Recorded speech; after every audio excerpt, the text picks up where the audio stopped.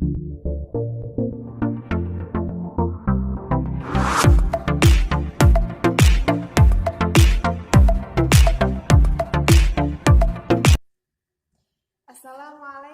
warahmatullahi wabarakatuh. Alhamdulillahirabbil alamin wa bihi nasta'inu ala umurid dunya waddin. Asyhadu an la ilaha illallah wa asyhadu anna Muhammadar Rasulullah. Amma ba'du. Halo, apa kabar anak-anak semua? Ibu harap kalian dalam keadaan sehat-sehat saja nggih. Meskipun kali ini kita berjarak, semoga kita senantiasa diberikan kesehatan dan kekuatan dalam menghadapi setiap masalah kita. Nah, sebelum Ibu memulai pembelajaran hari ini, mari kita buka pertemuan kali ini dengan mengucap basmalah dan dilanjutkan dengan membaca doa bersama-sama. Bismillahirrahmanirrahim. Raditu billahi rabban wa bil islami dina wa bi Muhammadin nabiyyan wa rasula. Rabbi zidni ilma warzuqni fahma. Amin. Nah, untuk presensi anak-anak bisa berkomentar di kolom komentar dengan cara mencantumkan namamu dan absen, nomor absen, serta kelas. Sebelum memulai pembelajaran, diharapkan anak-anak menyiapkan buku Quran hadisnya dan Al-Quran terjemahan. Nah, pembelajaran ini bertujuan diharapkan agar peserta didik anak-anak semua mampu menganalisis ayat dan hadis tentang takwa dengan tepat dan benar melalui penjelasan yang disampaikan oleh guru. Yang kedua, diharapkan peserta didik mampu menyajikan hasil analisis melalui berbagai media. Nah, dalam kesempatan ini Ibu akan menyampaikan sesuai di buku yakni tentang mendakwahkan keramahan Islam. Kewajiban tentang berdakwah. Nah, itu di buku dibuka halaman yang ke-15, itu dibaca, dicermati. Terus itu ada Quran surat An-Nahl, yakni tentang kewajiban berdakwah. Dibuka Al-Qur'annya An-Nahl ayat yang ke-125, suratnya surat yang ke-16. Ibu bacakan, anak-anak tolong simak A'udzu billahi minasyaitonir rajim. Bismillahirrahmanirrahim. Ud'u ila sabili rabbika bil hikmati wal mau'izatil hasanati wajadilhum billati hiya ahsan. Inna rabbaka huwa a'lamu biman dhalla an sabilihi wa huwa a'lamu bil muhtadin.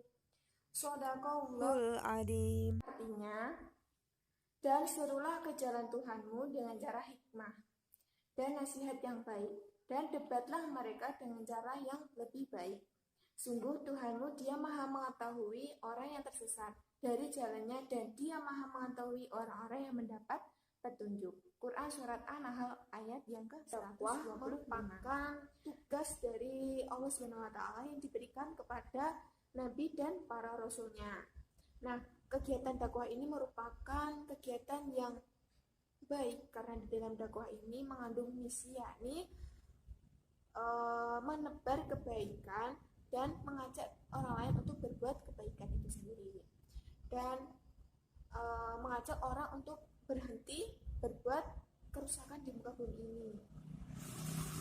Nah, tujuan dari pelaksanaan dakwah adalah terwujudnya semangat untuk mengamalkan nilai-nilai agama secara mendalam.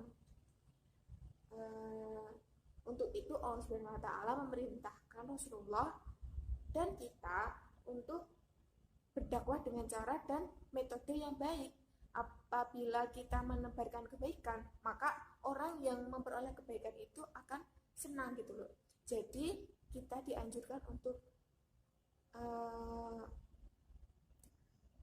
menyampaikan dakwah dari hati ke hati, tidak dengan emosi begitu. Nah, dalam ayat yang Ibu sampaikan tadi menunjukkan kewajiban berdakwah.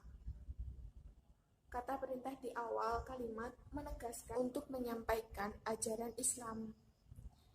Kata perintah di awal kalimat tadi ud'u yang artinya serulah. Nah, itu menegaskan akan kewajiban untuk berdakwah ini. Nah, hal ini juga selaras dengan sabda Rasulullah SAW, yakni barang siapa melihat kemungkaran, maka hendaklah dia mengubah dengan tangannya. Jika dia tidak mampu, maka dengan lisannya. Jika dia tidak mampu, maka dengan hatinya. Nah, ayat tersebut juga menunjukkan bahwa Allah Subhanahu wa Ta'ala memberikan alternatif metode dalam menyampaikan dakwah. Metode tersebut ada 3. Yang pertama adalah al-hikmah, artinya bijaksana. Menurut para ahli tafsir, al-hikmah ini merupakan pengetahuan yang harus dikuasai mengenai kandungan Al-Quran dan Sunnah serta dalil-dalil yang memperkuat Al-Quran dan Sunnah tersebut. Artinya bahwa seorang juru dakwah itu harus menguasai dan mendalami ilmu-ilmu, khususnya ilmu-ilmu yang mempelajari tentang Al-Quran dan Sunnah. Nah,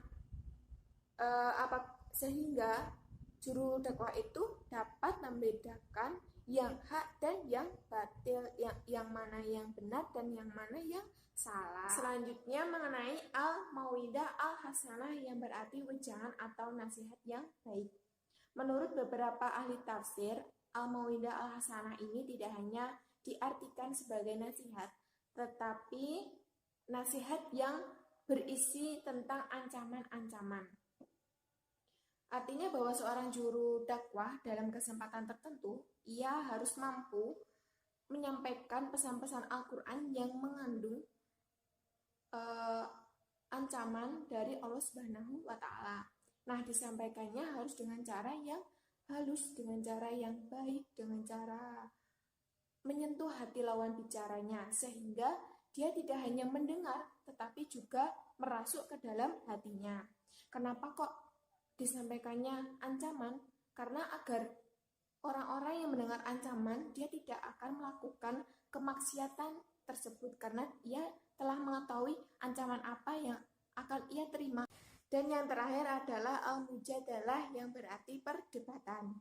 Artinya bahwa seorang juru dakwah beradu argumentasi dengan lawan bicaranya, masing-masing menyampaikan pandangan hidupnya sesuai dengan dalil yang ia miliki.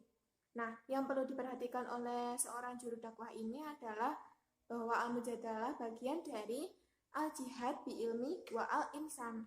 Maka harus disampaikan dengan cara yang baik, dengan bahasa yang halus, dan tidak menggunakan bahasa yang membentak atau nada suaranya tinggi gitu.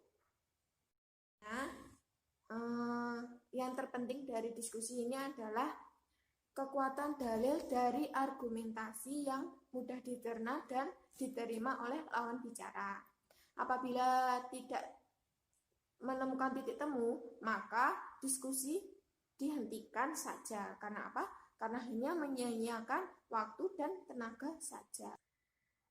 Dari yang Ibu sampaikan tadi, maka kita bisa ambil kesimpulan 3 metode dalam menyampaikan dakwah. Yang pertama adalah al-hikmah, yang kedua al-mau'izah al-hasanah, dan yang terakhir al-mujadalah. Nah, ketiganya ini kita bisa digunakan dalam metode pendakwahan kita nanti suatu saat nanti, ya. Allahumma amin. Nah, untuk tugas, Ibu harap kalian mengerjakan soal-soal yang ada di buku kalian masing-masing. Nanti jawaban dikirim Ibu lewat WhatsApp. Untuk pertemuan selanjutnya kita tetap seperti ini dikarenakan kondisi yang tidak memungkinkan untuk kita bertemu secara langsung. Semoga kita senantiasa berada dalam lindungan Allah Subhanahu wa Ta'ala. Mari kita tutup pertemuan kali ini dengan membaca hamdalah bersama-sama dan dilanjutkan dengan kafaratul majelis. Alhamdulillahirabbil alamin. alamin. Subhanaka Allahumma wa bihamdika asyhadu an la ilaha illa anta astaghfiruka wa atubu ilaik. Akhiru kalam, wabillahi taufiq wal hidayah wa ridho wa inayah. Wassalamualaikum warahmatullahi wabarakatuh.